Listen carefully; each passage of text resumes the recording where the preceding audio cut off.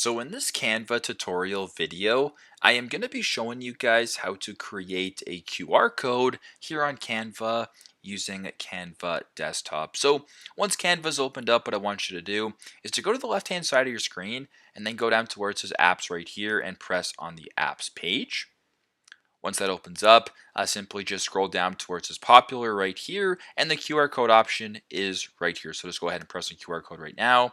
Now to enter the URL, for example, so if you want to do a QR code for, let's just go www.youtube.com, then press on generate code, or you can press on customize right here and change the background. But for the example right here, I'll just press on generate code for simplicity's sake. This is what's created. And if you were to go ahead and press on this code right here or scan this QR code on your phone or whatever, youtube.com will be the link that it redirects you to. So it's super simple. If you want to update it as well, you can sort of update it as well. You can go ahead and I'll change maybe the background to red right here, see what that does. And I can change this to black.